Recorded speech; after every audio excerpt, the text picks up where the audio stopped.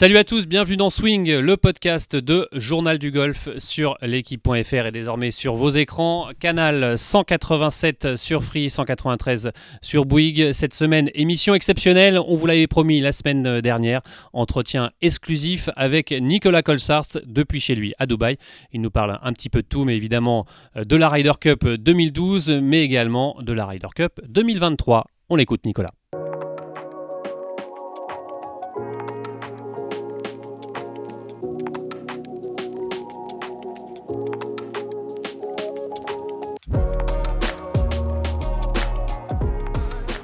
Bon Nicolas, déjà merci beaucoup de nous recevoir ici à Dubaï. Ça fait combien de temps que tu vis ici, que tu as élu domicile ici à Dubaï? Alors ça fait 2 ans qu'on est officiellement résident ici à Dubaï, aux Émirats. On est venu pour la première fois en famille il y a 3 ans en fait. Jouer un tournoi à Chypre, il y avait toujours le couvre-feu et le lockdown Le Covid, ouais. en Europe, donc on cherchait un endroit pour passer l'hiver et on est venu ici et mon épouse et moi, au bout de 5 jours, 10 jours, on s'est regardé, on s'est dit ça pourrait marcher ici, donc c'est à ce moment-là que l'idée a commencé un peu à mijoter, quoi. Évidemment, on va reparler un peu de cette maladie qui t'a frappé un peu subitement sans que tu t'en rendes compte. C'en est où? Comment tu as traversé cette période et est-ce que c'est complètement derrière toi? Alors, ouais, je pense que quand on a quand même une alerte santé comme ça, on n'arrive peut-être jamais à vraiment remettre ça ou laisser ça derrière soi. Voilà, c'est quelque chose auquel je pense encore souvent, évidemment, pour son côté négatif et pour son côté positif, parce que voilà, faut pas oublier quand même que quand on est quand même en rémission comme moi maintenant, voilà, on arrive quand même à réfléchir différemment. Ça pose les questions. Ça pose des questions différemment en fait. On voit la vie d'un autre angle. On se rend compte de choses auxquelles je m'étais jamais rendu compte avant, que ce soit. Comme quoi, par exemple, ouais. Bah, l'importance de la santé, l'importance de profiter du moment, de se rendre compte de la chance qu'on a. Puis je pense qu'au point de vue relationnel, ça m'a quand même beaucoup changé. Je juge ce qui se passe autour de moi et les gens autour de moi beaucoup plus calmement que je pouvais faire par le passé. Donc voilà, quelque part, j'ai quand même tiré pas mal de leçons de cet épisode un petit peu noir quand même de ma carrière. Ça t'a changé en tant qu'homme, forcément. Ça change les perceptions, tu le dis. T'es moins impulsif, t'es moins... ouais, t'es différent, quoi. Je suis moins trou de cul, en fait, je pense. Voilà, j'essaye de prendre un petit peu plus le temps d'assimiler, d'analyser les choses, les événements qui se passent autour de moi, la façon dont on essaie de gérer notre foyer. Voilà, quand on est sportif de haut niveau et qu'on est quand même un petit peu narcissique à la base et qu'on pense quand même un peu trop, on pense beaucoup à sa gueule, même si c'est une des raisons pour laquelle on est arrivé à ce haut niveau aussi.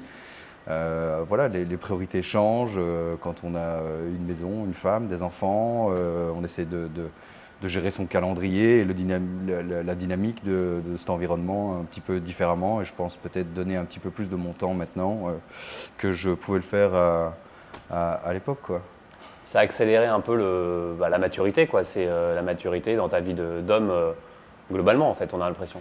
Oui, mais c'est un travail au quotidien, hein, parce que quand on vit cette vie en parallèle de la société pendant la majorité de sa vie, tout d'un coup on se rend compte en fait que la vie normale est beaucoup plus compliquée et beaucoup plus astreignante qu'il n'en paraît.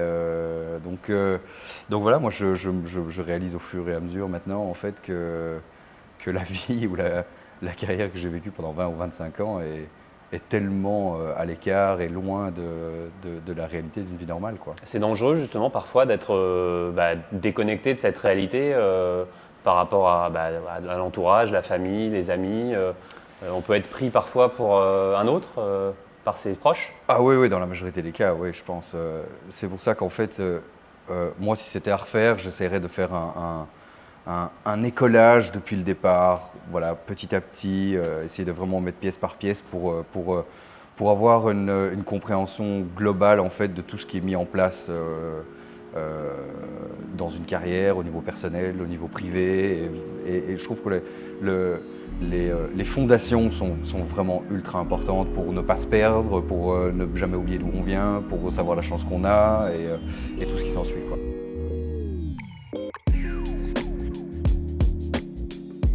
Bon, Nicolas, on est chez toi à Dubaï et tu as une petite pièce dédiée au golf, c'est ça? Enfin, dédiée. C'est là où il y a tous mes sacs, tous mes clubs, tous mes machins.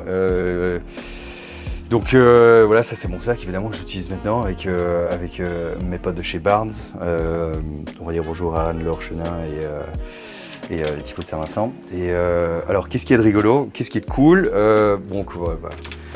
Tous les wedges, tous les putters.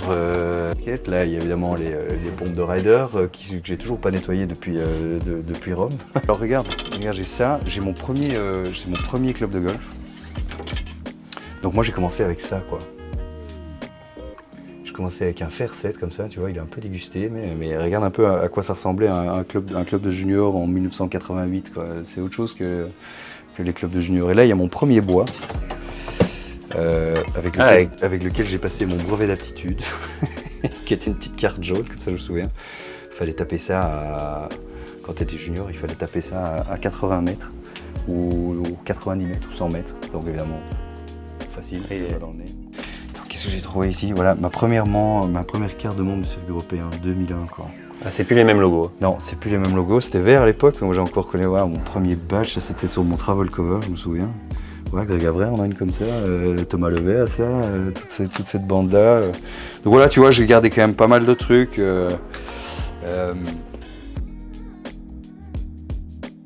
Donc tu le disais, un peu loin de la réalité quand on mène cette vie de golfeur, c'est quoi? C'est l'argent, le succès, c'est un peu tout. Comment tu identifies parfois cette situation qui peut faire perdre la tête, quoi? Alors dans mon cas, moi ça m'a pas vraiment trop fait perdre la tête. Mais maintenant, à mon âge, en voyant les choses différemment, je me rends compte que c'est complètement débile, quoi, de passer de semaine en semaine, de laisser un groupe de personnes à un tournoi, bye bye, tu prends ton avion, tu arrives à un autre endroit, puis tu tombes sur de nouveau une autre bande de gens qui est excitée de te voir parce qu'ils mettaient un tournoi en place depuis 3 mois, 6 mois, 1 an. Eux sont excités de te voir, tu fais tes 5 tours, puis tu te rebarres, tu veux un autre truc.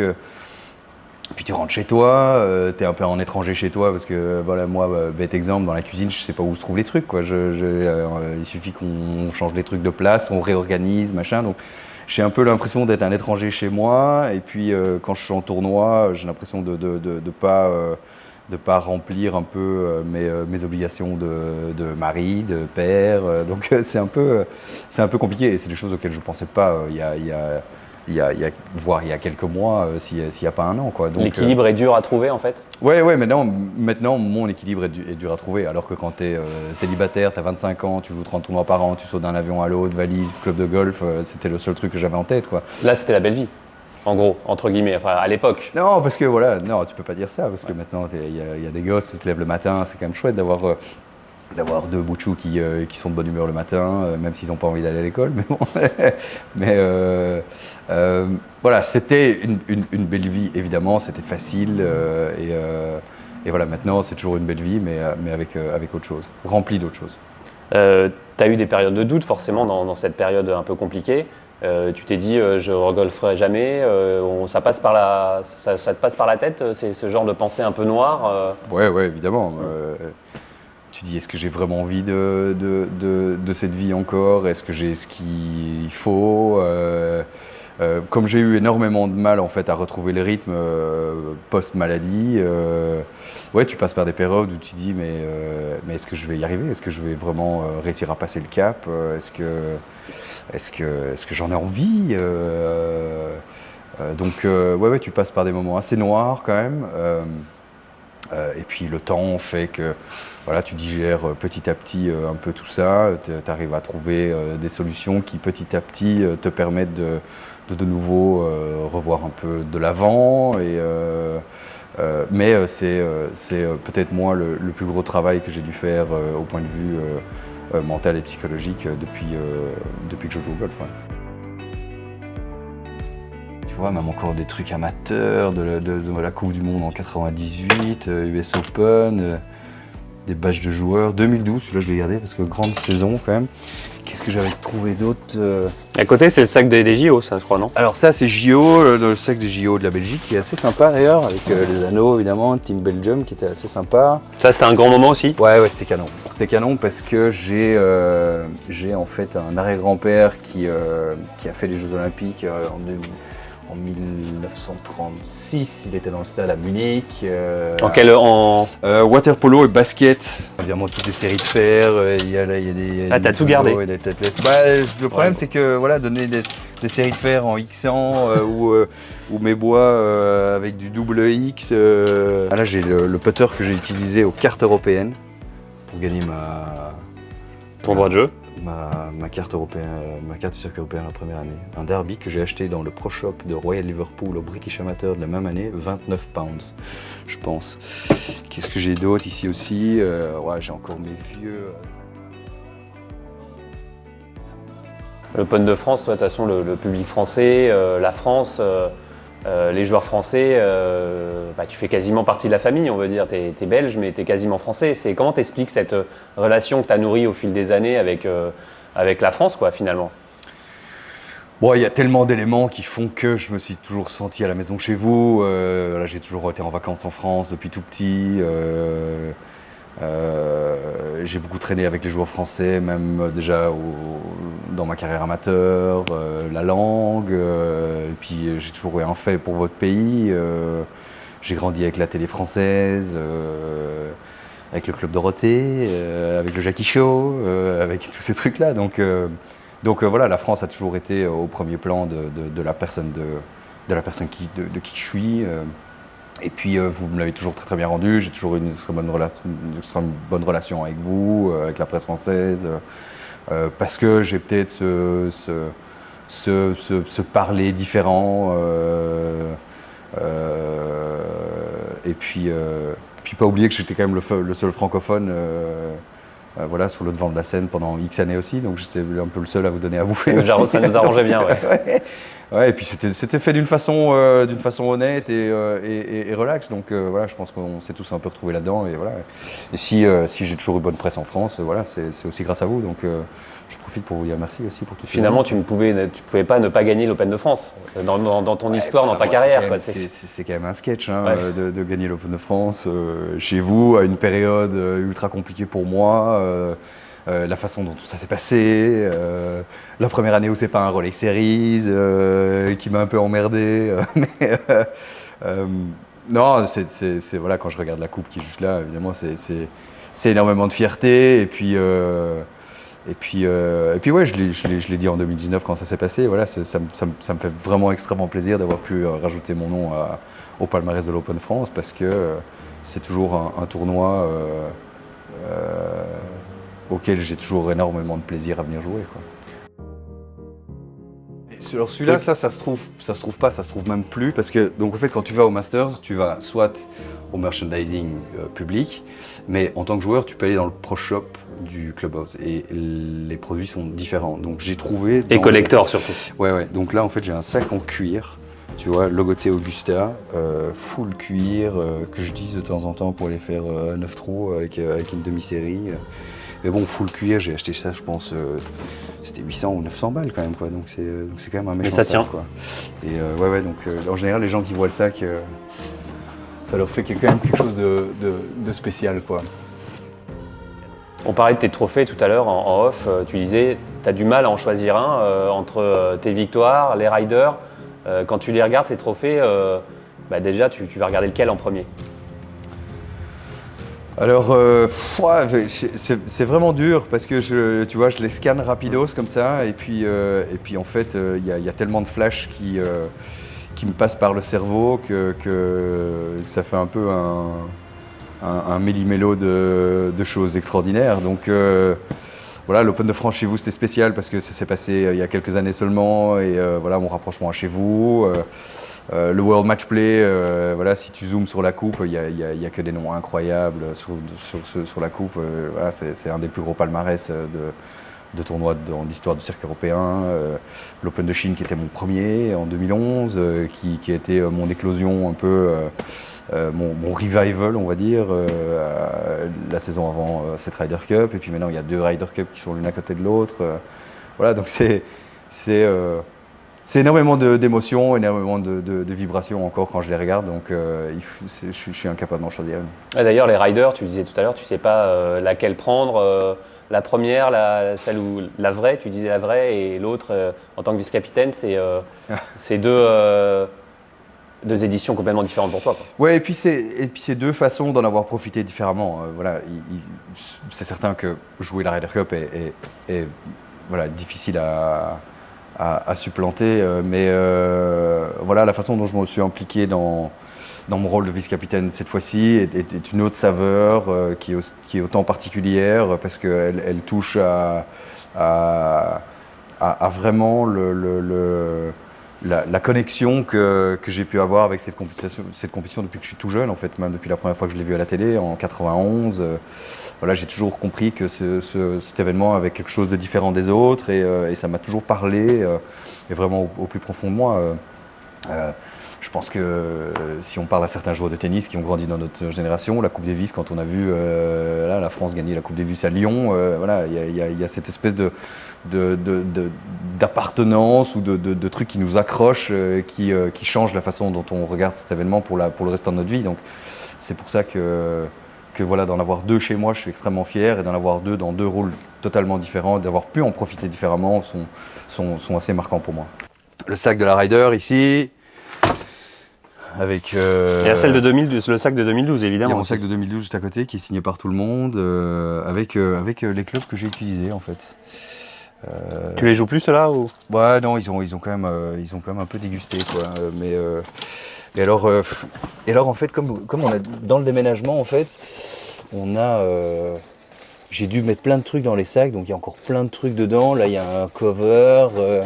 Alors ça, c'est sympa. Alors donc le dimanche, on rentre dans le vestiaire, asperger de champagne dans tous les sens, on court dans le vestiaire, c'est la folie. En 2012, on parle de 2012. Je prends mon polo, je l'enlève parce que je suis repeint, et donc mon polo de Medina a disparu, donc j'en ai trouvé un autre qui est signé un peu par tout le monde. Donc voilà, il manque quelques signatures, j'ai pas trop eu l'occasion, avec Ballesteros évidemment sur la manche. Donc ça c'est le polo du dimanche de 2012 que je dois encore faire signer, mais bon c'est compliqué de trouver. Ah, tu fais signer au fur et à mesure. Ouais, c'est un peu compliqué. Qu'est-ce que j'ai encore dedans? Donc ça c'est des histoires de déménagement. On peut parler d'histoire d'amour entre toi et la Ryder Cup. La première fois où tu regardes à la télé cette édition en 91, c'est qui te met devant la télé pour regarder la Ryder Cup? Quel souvenir tu as de cette édition? Alors en fait, c'était dans le clubhouse du premier golf dans lequel j'ai commencé à jouer, qui était un petit 9 trous à l'intérieur de l'hippodrome à Bruxelles, qui s'appelle l'hippodrome de Boisfort. Donc c'est comme si tu allais à Longchamp et que tu as 9 ans à ce moment-là, et que à la télé dans le clubhouse, il y a la Ryder Cup. C'était la première fois que je voyais ça. Tu connaissais de nom déjà quand même? Alors non, je ne connaissais pas, et en fait, la chance que j'avais, c'était qu'en fait dans ce club, il y avait énormément d'étrangers. Donc il y avait des Anglais, il y avait beaucoup de Belges évidemment, mais il y avait une ribambelle d'anglophones, et qui eux avaient déjà voilà, cette appartenance à la Ryder. Et en fait c'est en voyant ces gens complètement habités par ce qui se passait à l'écran. Il faut savoir en plus que 91 à Kiawah était un peu une édition pas controverse, mais voilà, où il se passait quand même pas mal de trucs qui étaient quand même assez électrisantes. Et donc c'est comme ça que ça a commencé. Je me suis rendu compte en fait en voyant ces gens que voilà, il y avait quelque chose en golf qui changeait les gens, qui transportait les gens, et qui était plus grand que ce que j'avais vu à l'heure du golf le dimanche matin avec Nelson Montfort à 7h du mat, quoi. Et puis ce golf qui était pratiqué finalement en équipe, c'est ça aussi qui a fait la différence. Tu t'es dit, c'est ça que je veux faire, je veux aussi faire partie de l'aventure. À ce moment-là, tu te dis, mais ce truc est fou, quoi. Bah, ça me parlait parce que voilà, moi j'ai un passé de sport d'équipe, j'ai joué au hockey sur gazon depuis que je marche, jusqu'à mes 17 ans d'ailleurs, j'ai joué mon dernier match de hockey peut-être 4-5 mois avant d'aller jouer les cartes fin 2000. Donc voilà, j'ai fait du sport d'équipe depuis que je suis tout jeune, c'est un truc dans lequel j'ai bercé. Mon père a joué en première division en Belgique pendant 25 ans, donc voilà, la fibre sport d'équipe, je l'ai toujours eu et donc c'était en fait seconde nature pour moi et j'imagine que oui, c'est quelque chose qui m'a tout de suite parlé et auquel j'ai pas dû vraiment trop réfléchir deux fois à la façon dont je pouvais être impliqué et la façon dont je pouvais apporter ma pierre à l'édifice. Ouais. Ça va être ton moteur pendant ton inspiration pendant toute ta carrière, cette Ryder Cup, l'envie déjà de la jouer, d'être meilleur dedans. C'est ça qui va encore plus te dire je vais me lever le matin pour m'entraîner, pour jouer cette compétition Ou c'est venu comme ça? Non, ça a toujours été un rêve, ça a toujours été vraiment pour moi le but ultime. Et il y a des choses au fur et à mesure de ma carrière qui sont passées qui sont assez étonnantes. Je me souviens jouer un tournoi à Gleneagles dans le mi des années 2000. Et la Ryder Cup avait été annoncée à Gleneagles en 2014 et je me suis dit 2014 ça sera pour moi alors qu'on est minimum 6, 7, 8 ans avant quoi. Et chose marrante, en fait c'est à Gleneagles que j'ai été annoncé dans l'équipe parce que c'était le dernier tournoi qui comptait en 2012 dans les épreuves qualificatives ouais, il y a des choses comme ça au fur et à mesure de la carrière que tu sais pas pourquoi tu y penses, mais ça a du sens pour toi. C'est une espèce de lumière comme ça tout d'un coup. Je me souviens avoir été à une remise des prix de fin d'année en Belgique, un truc de la presse, et ils avaient la Ryder Cup et tout le monde voulait faire une photo et toucher la Ryder Cup et moi je lui ai dit non, je la touche pas quoi. Je la touche pas parce qu'un jour je me souviens et ma mère me rappelle ça souvent, elle me dit tu m'as dit non moi je la touche pas, je la toucherai le jour où je la joue quoi. Et là aussi on est 2008, 9, 10, un truc comme ça. Donc c'est comme si j'avais voilà ce truc un peu mystique avec cette compétition et tout ce que ça représente, comme si ça allait. J'étais persuadé que ça allait arriver, mais je savais pas quand quoi. On va revenir à la Ryder, du coup 2012, cette sélection qui arrive. Le capitaine c'est Olazabal que tu t'avais vu en 91 à la télé, tu es sélectionné. J'ai vu un documentaire où tu disais cette édition 2012, j'y pense tous les jours. Est-ce que c'est encore vrai? Tu y penses tous les jours de cette édition de 2012? Tous les jours, tous les matins, tous les midis, tous les soirs. Chaque fois que je me regarde dans le miroir, je vois ce petit gamin de Bruxelles qui avait un rêve et qui a réussi à planter le tee au 1. Jouer avec des monstres de notre sport et vivre une expérience incroyable et faire quelque chose de complètement fou et débile. Donc ouais, j'ai pas de tatouage, mais c'est marqué au fer rouge quoi. Tu penses à quoi de cette édition quand tu y penses? C'est quoi? C'est des sensations? Non, je pense surtout à ce que j'ai été capable de faire en fait. Il y a énormément de fierté de dire et aussi par rapport à la façon dont je suis reconnu quoi, que quand les gens me voient, me disent ah ouais, Medina quoi. Tu vois, c'est quand même assez flatteur d'être reconnu pour un événement hors norme comme celui-là.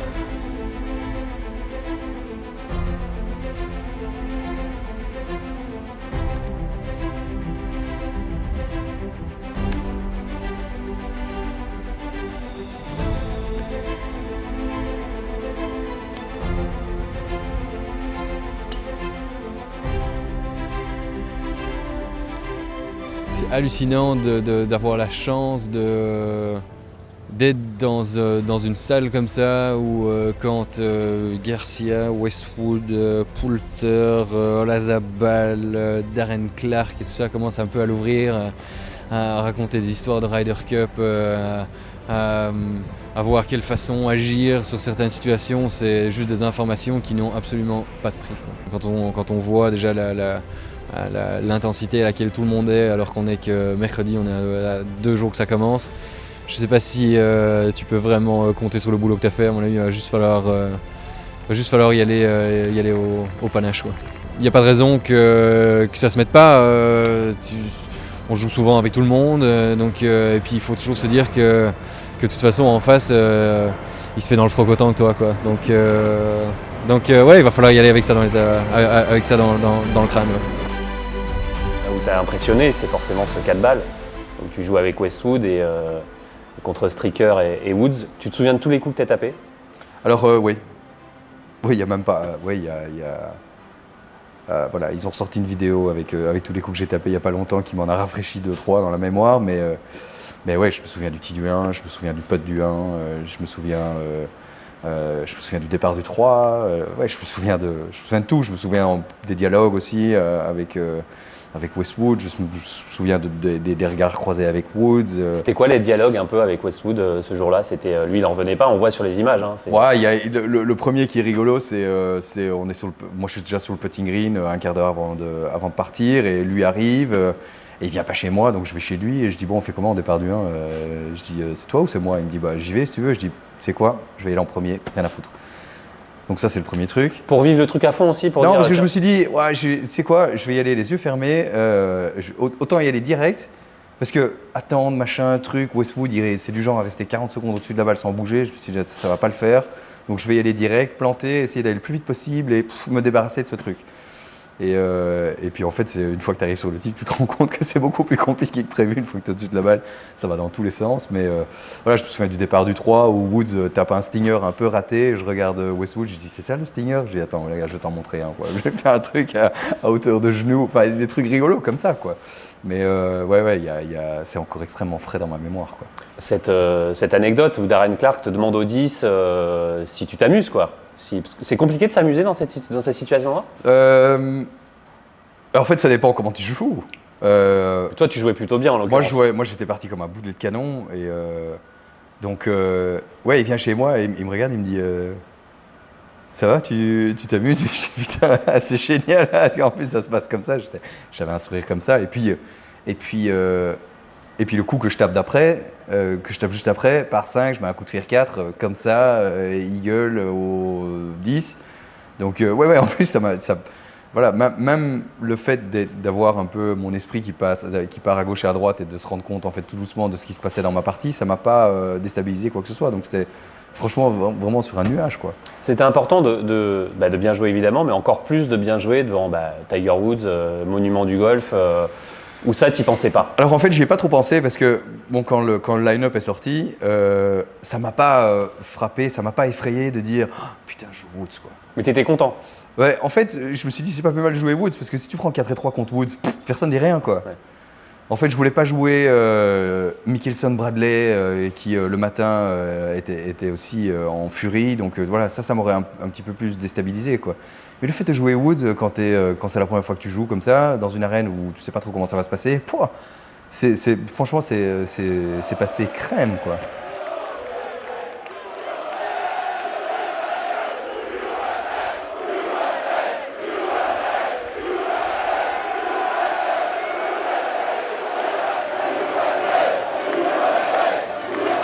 Ce putt au 17, où je crois que tu dis si tu avais un coup à rejouer, ça serait celui-là, la ficelle que tu rentres, que Woods vient de planter, c'est ça? Ouais, parce que voilà, le fait de mettre 8 mètres comme ça devant un grandstand énorme où t'es la dernière partie à jouer, tout le public suit cette partie-là, l'autre vient de mettre un coup de fer comme ça. Enfin, déjà, il vient de mettre 8 mètres en descente au 16, et puis moi mettre ce putt de 8 mètres où là en fait il y a tout qui explose quoi. Sans savoir qu'en fait on prend minimum un demi-point parce qu'on va au 18. Enfin tu vois, t'es tellement pris dans en fait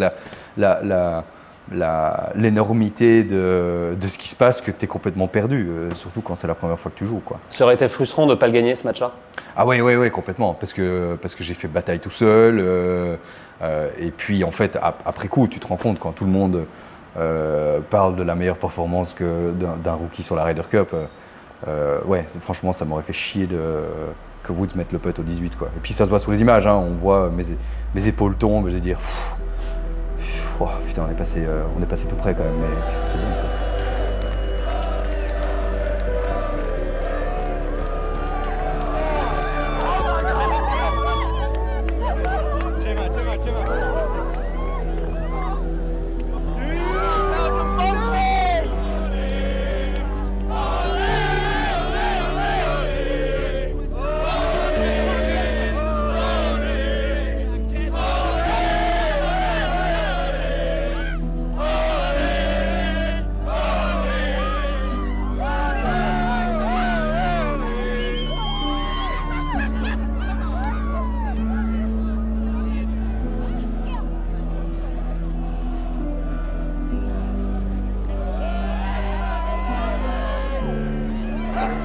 indescriptible.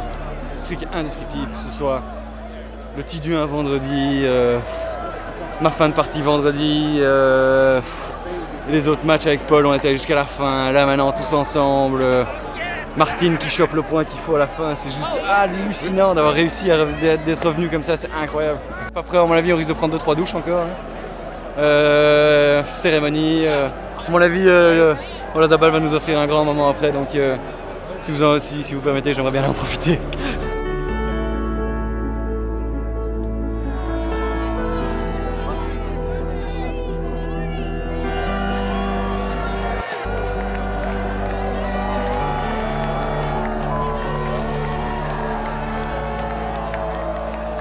Vous gagnez évidemment avec ce scénario incroyable. C'est quoi ce qui est bon? C'est la célébration, c'est le fait d'être tous ensemble avec tous ces meilleurs joueurs du monde. Il y a Rory et compagnie. C'est quoi? C'est les célébrations. Qu'est-ce qui te reste de ces soirées, de ces moments, du champagne, enfin de tout ça? En fait, c'est jubilatoire en fait parce que tu es sous énormément de stress toute la semaine. Tu joues à l'extérieur, tu te fais hurler dessus toute la semaine, on se fait botter le cul jusqu'aux quelques derniers matchs le dimanche après-midi. Donc tu passes d'un état tu te rends compte en fait que ça peut le faire, tu dis putain on est bien là, ça peut se passer, mais ça va se passer, donc là tu montes dans les tours, Keimer au 18 qui met son pote 2,5 mètres derrière putain le con quoi, il va quand même pas tout flinguer en prenant 3 potes au 18, c'est pas possible quoi. Il met le putt, donc 14 partout, donc explosion de joie, pour nous c'était déjà une victoire. Et 10 minutes après, Woods qui rate 1,5 mètre, qui donne le putt à Francesco Molinari et du coup on gagne quoi. Donc à ce moment-là, tu exploses, tu sais pas où t'es, tu cours dans tous les sens, tu rigoles avec tout le monde, tu cries, tu pleures, tu sais pas où t'es. T'es dans une espèce de machine à laver comme ça où t'as plus contrôle de quoi que ce soit et tu l'as pas tout seul, tu l'as avec 11 autres mecs, avec 11 autres caddies, avec tout le staff, à savoir les gens du vestiaire, les gens du tour, les familles, les potes. Donc tout d'un coup, c'est un truc incontrôlé qu'il est difficile en fait d'expliquer, comme vous pouvez le constater. La même chose à Rome. Voilà, Jérôme qui était avec moi, qui conduisait ma voiture, a donc vraiment été au plein centre de cette Ryder Cup à Rome. Et en rentrant à Bruxelles, les gens lui demandaient alors comment c'est et tout, machin. Et donc il commençait à expliquer ce qu'il avait vécu comme émotion aux gens.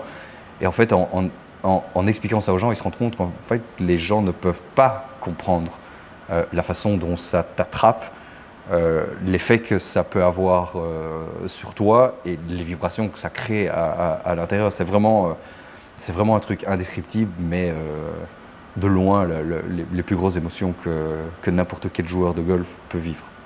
On a l'impression surtout que c'est un peu comme une victoire, mais ça c'est le collectif qui veut ça en Coupe du Monde, une équipe de foot quoi. Les célébrations, les trucs, c'est les mêmes images qu'on voit et que c'est vraiment particulier à la Ryder Cup parce que quand tu es tout seul, je pense que quand tu gagnes une victoire tout seul, c'est hyper gratifiant, mais ça n'a pas la même, c'est pas le même. Alors écoute, regarde, c'est très simple. Si les yeux dans les bleus n'étaient pas sortis, encore il faut avoir cette fibre pour vraiment comprendre en fait la façon dont un groupe fonctionne. En fait, quand tu regardes les yeux dans les bleus, de quoi est-ce que tu te rends compte? Tu te rends compte que c'est tous des potes. Et en fait, Rome, cette année-ci, c'est exactement ça. Quand tu viens dans le vestiaire, ça rigolait à gauche et à droite, machin, ça se parlait bien, ça échangeait, ça s'aidait, ça s'entraide, et tu vois, et en fait, je trouve que c'est ça la grosse leçon des yeux dans les bleus en 98. Voilà, moi j'étais complètement happé par ce truc, quoi, parce que tu te rends compte en fait que ces mecs vivent en autarcie un truc en eux, et en fait, tu peux jamais enlever ça de leur histoire. Et ils auront toujours vécu un truc qui leur est propre. Et évidemment, aller au bout, que ça se passe en France, les Champs-Élysées, enfin, je veux dire, tu vois.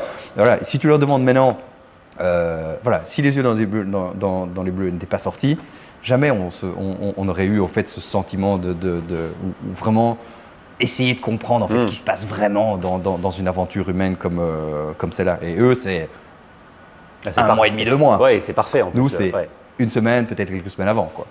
Justement, cette sélection en tant que vice-capitaine, tu la prends comment? Tu es touché d'être choisi par Luke Donald? Le cheminement de ça, il se déroule comment? Alors, j'avais quand même un peu le sentiment... En fait, j'avais toujours eu le sentiment que c'était quelque chose... j'ai toujours été un peu déçu d'avoir été mis un peu sous le côté. Maintenant, ça se comprenait parce que tu as des Stenson, des McDowell... Dans les autres des éditions, Poulter. tu veux dire? Oui, voilà, de jamais avoir eu la chance d'être impliqué. Parce que, voilà, on a ce pédigré européen de joueurs de Ryder Cup qui était énorme, quoi. Donc...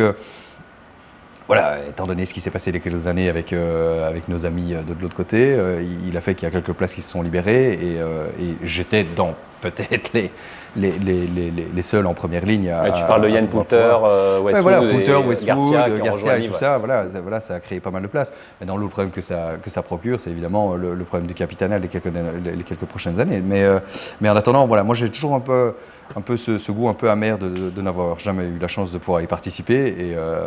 Et voilà, c'est peut-être en fait aussi pour ça que je me suis autant impliqué dans celle-ci, avoir dû attendre autant d'années pour pouvoir participer à l'aventure et de pouvoir donner le meilleur de moi-même à la team complète, quoi. Montrer qu'on est, entre guillemets, pas indispensable, mais qu'on est une des pièces fortes un peu de cette Team Europe, quoi. Indispensable, personne n'est indispensable, ouais. mais voilà, d'être apte à apporter certaines choses et en fait c'est ça le coaching, en fait, si tu veux. Là on a la chance d'avoir un capitaine, d'avoir 5 vices qui ont tous apporté quelque chose de différent, que ce soit Molinari avec ses stats, que ce soit Thomas Bjorn avec son expérience, que ce soit Olazabal avec son cœur de Ryder Cup, Ballesteros et tout ce qui s'ensuit, Francesco avec son amitié avec Fleetwood et aussi un pédigré de joueur de Ryder Cup hors pair. Donc voilà, on avait tous un ADN différent qui fait en fait, en fin de compte, que le cocktail complet a vraiment pris, quoi. On sentait vraiment, et c'est un mot qui revient souvent quand tu parles de Ryder Cup, c'est chaque fois la mission. Vous êtes en mission quand vous affrontez les Américains. C'est vraiment ça la Ryder Cup, c'est... Ah bah tu mets n'importe qui sur le départ du 1 à jouer contre les Américains où ça hurle dans tous les sens. Ouais, c'est une mission, clairement, quoi. Et ce sera encore plus une mission la prochaine fois à New York parce que voilà, on risque de se faire gueuler dessus pendant une semaine. Ouais, c'est une mission parce que tu joues pour plus gros que toi. Tu joues pour le drapeau européen. Tu joues pour tous les golfeurs européens. Tu joues pour le circuit européen. Tu joues pour des mecs avec des mecs que tu connais depuis longtemps. Tu joues pour les autres caddies. Tu joues pour les autres familles. Parce que, en fin de compte, à la fin de la semaine, quand ça se passe bien, tu vois la tronche des gens qui est comme ça, quoi. Et en fait, ceux qui ont eu la chance d'en gagner quelques-unes, en fait, moi, par exemple, la tête des parents de Fitzpatrick, je l'oublierai jamais, ou la tête des parents de McIntyre qui viennent d'un boui-boui en Écosse nulle part, et qui arrivent à une Ryder Cup et qui voient leur gamin jouer devant 50 000 personnes. Enfin, je veux dire, c'est ce côté humain et moi, m'a toujours énormément touché par rapport à cette Ryder Cup et c'est ça qui fait la grosseur de l'événement, quoi. Ça a été quoi pour toi les moments forts de la semaine, de l'arrivée évidemment à la fin? Alors les moments forts de la semaine, c'est le 2 semaines avant, on y va le lundi de Wentworth, donc on était où est-ce qu'on était? On était en Irlande, on a pris un avion avec tous les mecs, on est allé directement à Rome. Et là, Luke nous a tous amenés sur le départ du 1. Et en fait, quand on est arrivé par le tunnel en dessous de la tribune du 1, en arrivant sur le départ, il y avait un chanteur d'opéra qui a chanté. J'ai oublié le nom. Qui répétait? Tout le monde la connaît. Non, qui chantait pour nous, quoi. Donc là, c'était déjà une grosse émotion de savoir que. Voilà, tu fais en fait des trucs. Tu crées des moments en fait qui rapprochent tout le monde, quoi. Et mission accomplie. Donc ça 2 semaines avant déjà. Voilà, la cérémonie d'ouverture, c'est toujours impressionnant parce que tu as énormément de monde. Donc ça, c'était assez cool.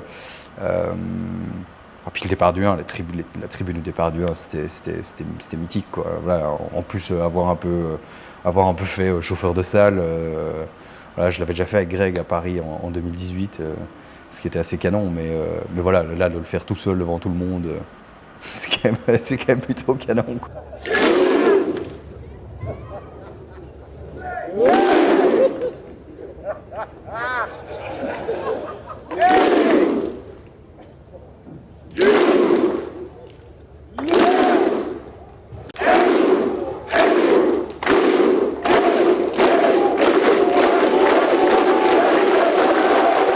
C'est quoi les sensations que tu as au fond de toi? Tu te dis, putain, c'est génial, ça doit prendre aux tripes aussi, ça. En fait, moi, le truc qui me parle là-dedans, c'est suivez-moi, quoi. Voilà, c'est un secret pour personne. Moi, j'ai toujours aimé tout ce qui est musique électronique, platine et ambiance de boîte et tout ça. T'es plutôt un meneur. Ben non, en fait, non. Non. Moi, je suis plutôt moi, j'aime bien donner du plaisir et laisser les gens prendre leur plaisir par eux-mêmes, que ça leur parle.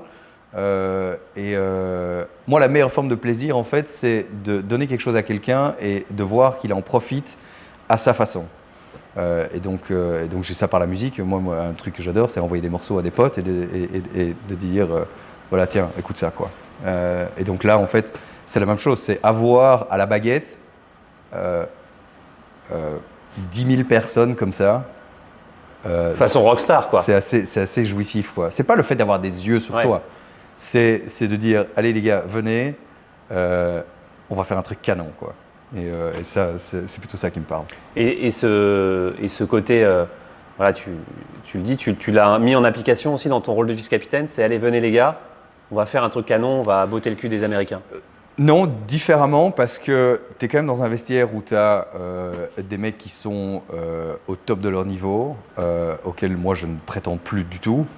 Donc c'est s'investir, être présent, observer, capter leur attention, les mettre dans les meilleures dispositions pour qu'ils aillent sur le champ de bataille, quoi. Donc ça veut dire commencer des semaines et des mois avant, connaître leur entourage, savoir qui parle de quoi, la façon dont lui divulgue des informations, comment certains individus doivent être approchés. Tout ça, en fait, demande pas mal d'observation, pas mal de réflexion. Et voilà, j'ai aucune prétention à dire à McIlroy tu dois faire ça comme ça parce que tu vas en tirer un maximum. Non, pas du tout. C'est vraiment approcher les choses un peu plus de l'extérieur. C'est compliqué de prendre la parole quand on est Nicolas Coltart, vice-capitaine. Moi, j'ai rien à dire à John Ram. Je veux dire, John Ram, tu laisses ça à Olazabal. Parce que là, il y a cette hiérarchie voilà, il y a respect de John Ram envers Olazabal. Moi, je ne vais pas commencer à taper dans John Ram, ça n'a aucun sens. Mais par contre, amener Ludwig Aberg, McIntyre... plus la parole vers les rookies, parce que tu as été rookie et que tu as... Un peu rookie, voilà, pas mal Shane Lowry aussi, parce qu'on s'entend super bien, on rigole pas mal ensemble, on a ce passé de sport d'équipe ensemble, donc voilà, tu vas là où tu sais que tu peux apporter quelque chose d'intéressant. Dans ce vestiaire européen, évidemment, on a vu Ian Poulter, Westwood, des Garcia, des personnalités fortes de ce vestiaire européen qui sont partis. Ouais.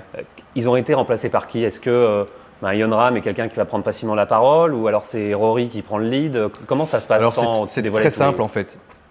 Ça a donné le fait de ne plus avoir ces barons de la génération d'avant. Ça a permis la floraison de certains de ces gars, à savoir McIlroy, Jon Rahm, Victor Hovland. Qui étaient en retrait Shane quand Lowry. ils étaient là les... C'est difficile de vraiment prendre ce rôle de leader quand tu as Poulter qui fait du bruit, quand tu as Garcia qui est le chien fou qui va dans tous les sens, qui ont joué plus de Ryder Cup que toi, qui ont plus de Ryder Cup, plus de points que toi. Donc, et ça s'est vraiment senti cette fois-ci. Donc Donc même Shane, tu vois, Shane qui ne joue que sa deuxième. Mais bon, le mec a gagné un British, il a gagné que les gros Twickenham States. Donc voilà, il a pu, si tu veux, mettre en avant sa personnalité de leader. Et c'est une des raisons pour laquelle il a été choisi pour faire partie de cette équipe.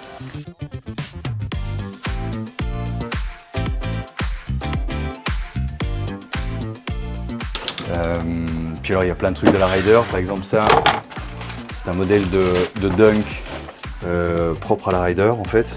Ça va faire plaisir à certains que je connais. Donc voilà, par exemple Rach, ma femme, elle a avec 23 sur le côté, évidemment je vous explique pas 23, Jordan, et 2023, Rome sur la semelle, qui est un modèle unique qui ne sera jamais commercialisé. Ouais, voilà, regarde, c'est pas chic ça. Un pyjama Team Europe. J'aurais pu faire l'interview avec ça en fait. Ouais, j'ai été con. Ça fait pas la chemisette, c'est un peu comme la chemisette des Américains en 99. Ouais. Avec tous les portraits des. Ouais, mais bon. Là aussi, voilà, toutes les casquettes de la Ryder, ici elles sont là, paf. Le rôle de vice-capitaine, on a l'impression que c'est beaucoup de la gestion humaine dans ces équipes-là. Et c'est quelque chose qui te parle, toi, la gestion de l'humain, l'empathie, tout ça, on sent que tu es à l'aise avec ça. Oui, parce que j'ai toujours été assez observateur, j'ai toujours regardé beaucoup de sport à la télé, j'ai toujours eu cette faculté en fait à essayer d'aller au-delà de l'image, de réfléchir à au scénario et imaginer plusieurs scénarios et pourquoi certaines personnes réagissent comme ça et pas comme ça, ou de comprendre en fait qu'il a réagi comme ça parce que 5 minutes avant il s'est passé ça. Quand on est joueur, on s'en rend pas forcément compte de tout ça.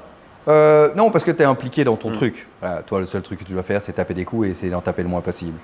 Donc ouais, moi, en 2019, en fait, je ne me rendais pas du tout compte de l'hostilité dans laquelle on... 2012, tu veux dire? Ouais, je me suis pas rendu compte, en fait, à quel point ça faisait du bruit, à quel point ça insultait les joueurs, ça insultait les femmes de joueurs et tout le team. Donc... mais là, j'étais capable justement d'avoir une vision globale de l'événement tout en étant super impliqué sur ma mission au point de vue personnel de certains joueurs et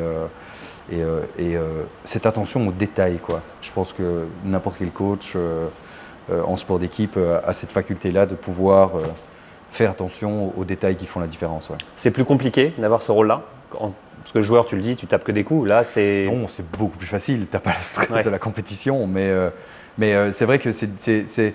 En fait, le truc le plus compliqué, c'est savoir être au bon endroit au bon moment. C'est ça qui est assez difficile. Quand tu vois, par exemple, le jour des simples, voilà, tu suis 2 parties, tu es à cheval sur 2 parties.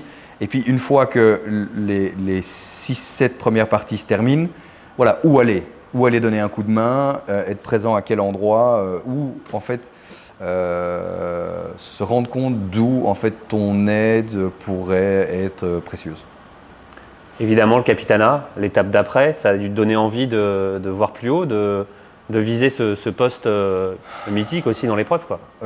Oui, mais bon, voilà, c'est clair que c'est un fantasme, mais bon, si ça arrive, ce ne sera pas tout de suite.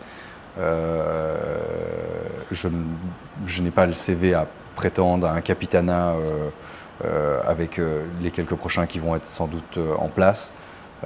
Moi, vice-capitaine, ça me va amplement bien. Et puis surtout, quand tu passes l'année avec Luke, toi, tu te rends compte en fait de la masse de travail qui est effectuée quand tu es capitaine. À domicile, certes, est beaucoup plus grande qu'à l'extérieur, mais tu dédies 1 an et demi de ta vie à une seule cause et à celle-là, quoi. Tu as des exemples pour toi de capitaine de légende, évidemment, je pense que tu vas me parler d'Olazabal. Tu avais quelle image de ce rôle de capitaine quand c'est un Olazabal qui l'a? Alors Olazabal, c'était vraiment le capitaine du cœur.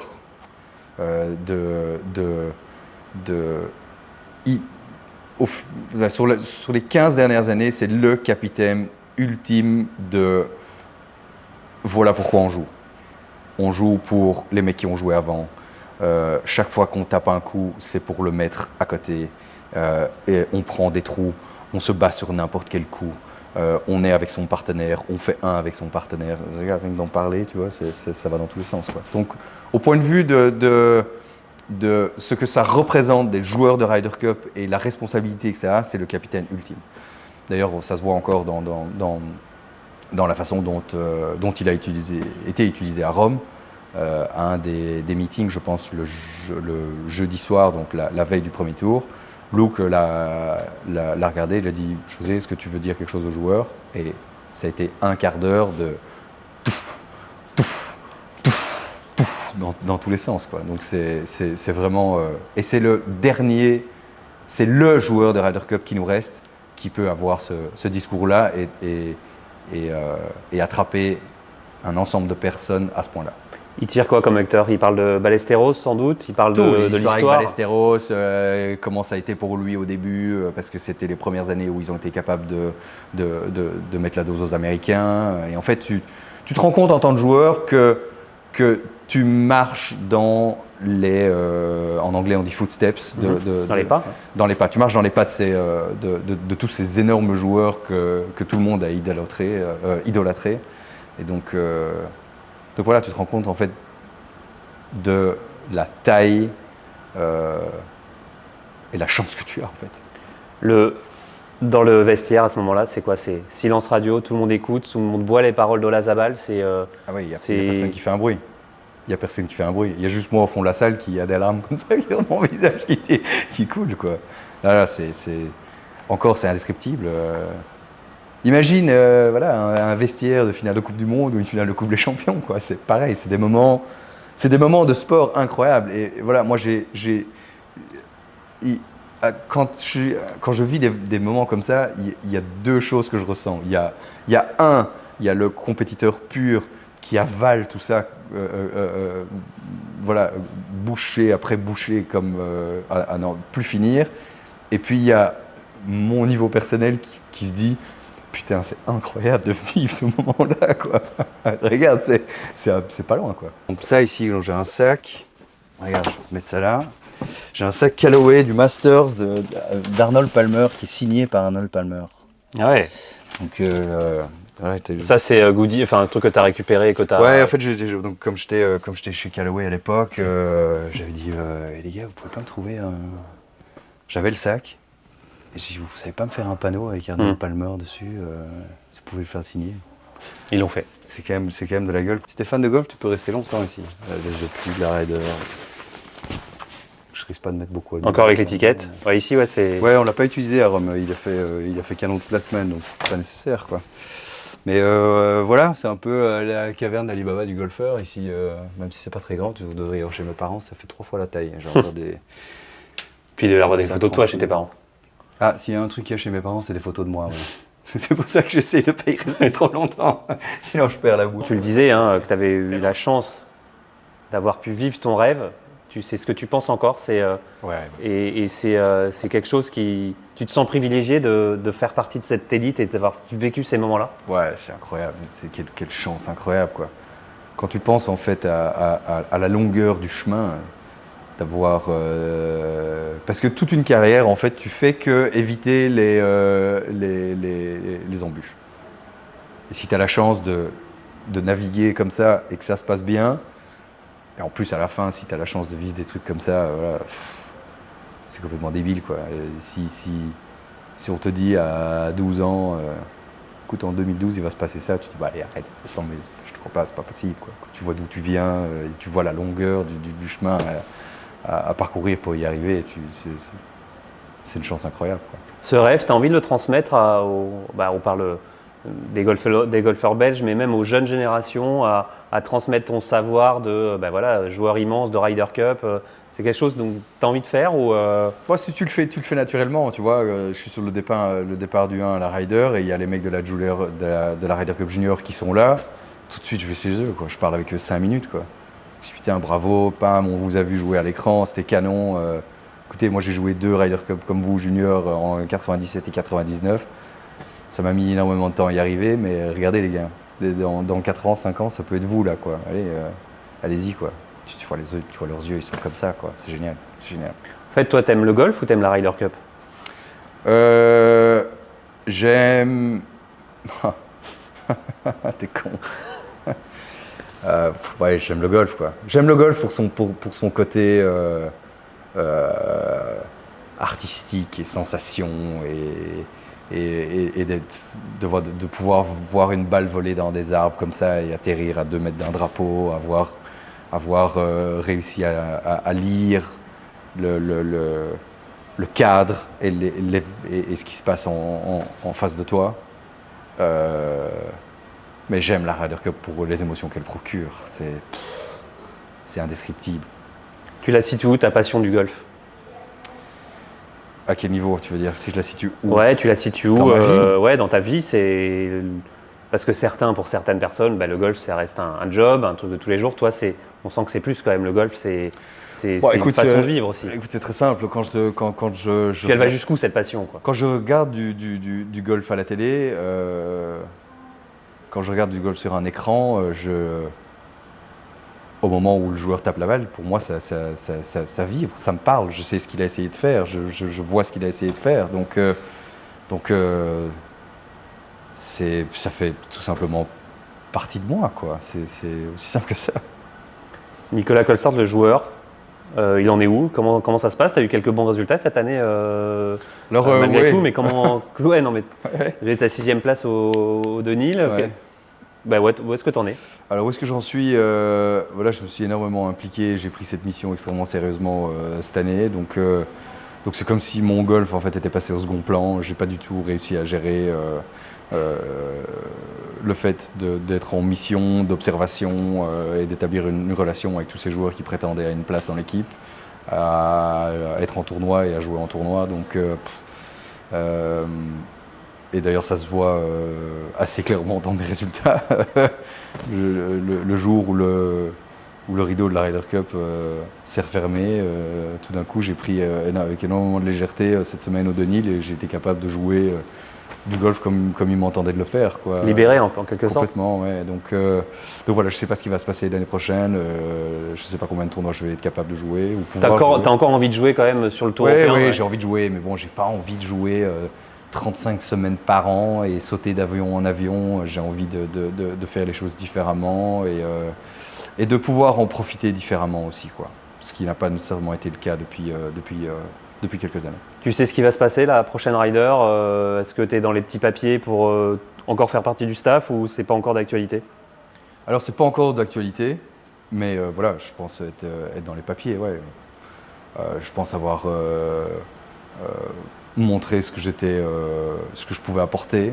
Ça s'est extrêmement bien passé. Je pense qu'il faut aller avec une ribambelle de mecs qui aiment pas les States. Donc ça c'est moi. Et donc, un nouveau groupe s'est formé là, on a l'impression à Rome. On a l'impression qu'avec non, la dynamique a changé, ouais. L'atmosphère a changé, les individualités ont été capables de prendre possession du groupe de leur propre façon. Et je pense que tout le monde criait qu'après Whistling Straits, on allait avoir 10 ans de torgnole. Et en fait, on a été capable de leur prouver tout de suite direct que en fait, ça ne va pas se passer comme ça aussi facilement que vous pouvez le penser. Super. Top. Ça roule. Merci beaucoup. Ça roule.